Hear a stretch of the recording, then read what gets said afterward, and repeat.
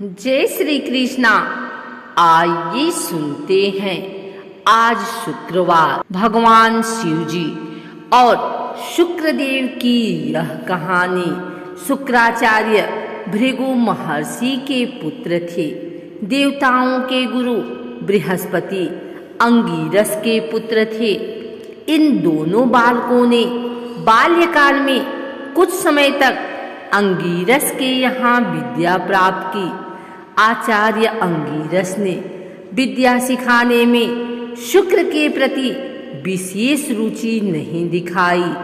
असंतुष्ट होकर शुक्र ने अंगिरस का आश्रम छोड़ दिया और गौतम ऋषि के यहाँ जाकर विद्यादान करने की प्रार्थना की। गौतम मुनि ने शुक्र को समझाया, बेटे, इस समस्त जगत के गुरु केवल ईश्वर ही हैं, इसलिए तुम उनकी आराधना करो। तुम्हें समस्त प्रकार की विद्याएं और गुण स्वतः प्राप्त हो जाएंगे। गौतम मुनि की सलाह पर शुक्र ने गौतमी तट पर पहुंचकर शिव जी का ध्यान किया। गौतम मुनि के ऐसा कहने पर जब शुक्रदेव ने शिव जी का ध्यान किया तो शिव जी ने प्रत्यक्ष होकर शुक्र को मृत संजीवनी विद्या का उपदेश दिया। शुक्र ने मृत संजीवनी विद्या के बल पर समस्त मृत राक्षसों को जीवित करना आरंभ कर दिया। परिणाम स्वरूप दानव अहंकार के वशीभूत हो देवताओं को यातनाएं देने लगे, क्योंकि देवता और दानवों में सहज ही जाति वैर था। फलतः देवता और दानवों में निरंतर युद्ध होने लगा। मृत संजीवनी विद्या के कारण दानवों की संख्या बढ़ती ही गई। देवता असहाय हो गए। वे युद्ध में दानवों को पराजित नहीं कर पाए। देवता हताश हो गए। कोई उपाय ना पाकर वे शिव जी की शरण में गए, क्योंकि शिव जी ने शुक्राचार्य को मृत संजीवनी विद्या प्रदान की थी। इसलिए देवताओं ने शिव जी से शिकायत की, महादेव, आपकी विद्या का दानव लोग दुरुपयोग कर रहे हैं। आप तो समदर्शी हैं। शुक्राचार्य संजीवनी विद्या से मृत दानवों को जिलाकर हम पर भड़का रहे हैं। यही हालत रही तो हम कहीं के नहीं रह जाएंगे। कृपया आप हमारा उद्धार कीजिए। शुक्राचार्य द्वारा मृत संजीवनी विद्या का इस प्रकार अनुचित कार्य में उपयोग करना शिव जी को अच्छा न लगा। शिव जी क्रोध में आ गए और शुक्राचार्य को पकड़कर निगल डाला। इसके बाद शुक्राचार्य शिव जी की देह से शुक्लकांति के रूप में बाहर आए और अपने निज रूप को प्राप्त किया। शुक्राचार्य के संबंध में एक और कथा इस प्रकार है। शुक्राचार्य ने किसी प्रकार छल कपट से एक बार कुबेर की सारी संपत्ति का अपहरण किया। कुबेर को जब इस बात का पता चला तब उन्होंने शिव जी से शुक्राचार्य की करनी की शिकायत की। शुक्राचार्य को जब विदित हुआ कि उनके विरुद्ध शिव जी तक शिकायत पहुंच गई है, वे डर गए और शिव जी के क्रोध से बचने के लिए झाड़ियों में जा छिपे। आखिर वे इस तरह शिव जी की आंख बचाकर कितने दिन छिप सकते थे।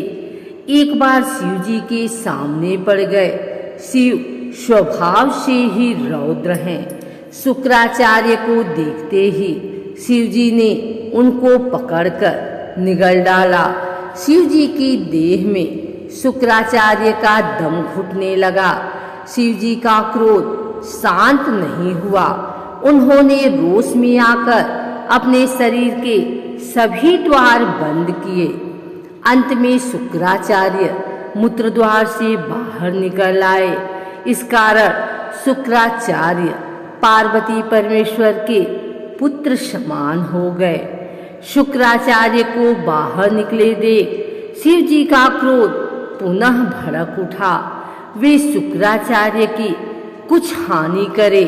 इस बीच पार्वती ने परमेश्वर से निवेदन किया, यह तो हमारे पुत्र समान हो गया है, इसलिए इस पर आप क्रोध मत कीजिए, यह तो दया का पात्र है।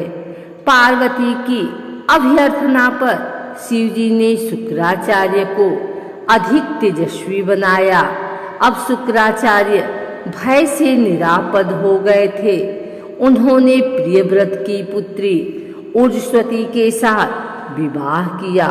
उनके 4 पुत्र हुए, चंड, अमर, त्वाष्ट्र और धरात्र। एक कथा शुक्राचार्य के संबंध में इस प्रकार है। एक बार वामन ने राजा बलि के पास जाकर 3 कदम रखने की पृथ्वी मांगी। यह समाचार शुक्राचार्य को मिला। उन्होंने राजा बलि को समझाया, राजन सुनो, आपसे 3 कदम जमीन मांगने वाले व्यक्ति नहीं हैं, वे नर भी नहीं, भूल से भी सही उनको 1 कदम रखने की जमीन तक मत देना। नीति शास्त्र बताता है कि वारिजाक्ष विवाह, प्राण, मान तथा वित्त के संदर्भ में झूठ बोला जा सकता है, इसलिए मेरी सलाह मानकर याचक को जमीन का दान देने से अस्वीकार करो। शुक्राचार्य ने राजा बलि को इस तरह अनेक प्रकार से समझाया, परंतु राजा बलि अपने वचन के पक्के थे, साथ ही ज्ञानी थे, इसलिए उन्होंने दृढ़ स्वर में उत्तर दिया, यदि याचक नर न होकर नारायण ही हो तो और अधिक उत्तम। यदि उनके हाथों में मेरा कुछ अहित भी होता है तो वह मेरा भाग्य ही माना जाएगा। इसलिए ऐसे शुभ अवसर से मैं वंचित होना नहीं चाहता। मैं अपने वचन का पालन हर हालत में करना चाहूँगा। यह कहकर राजा बलि ने प्रसन्नतापूर्वक वामन को 3 कदम रखने की भूमि दान में दे दी। इससे दानवाज शुक्र चिंता में पड़ गए। उन्होंने संकल्प किया कि किसी प्रकार से राजा बलि का उपकार करना चाहिए। विचार करके वे मक्खी का रूप धरकर कमंडल की टोटी से जलधारा के गिरने से अटक गए। टोटी से जल के न गिरते देख राजा बलि तीली लेकर कमंडल की टोटी में घुसेड़ दिया। तीली मक्खी की आंख में चुभ गई और आंख छितर गई। परिणाम स्वरूप दानवाचार्य शुक्र काना बन गए। तब से दानवाचार्य काना शुक्र कहलाए। अगर आपको हमारी वीडियो अच्छी लगी हो तो इसे लाइक करें, कमेंट करें, शेयर करें। हमारे चैनल भक्ति गाथा को सब्सक्राइब करके बेल नोटिफिकेशन ऑल पर सेट कर लें ताकि आगे आने वाली वीडियो सबसे पहले आप तक पहुंच सके। धन्यवाद।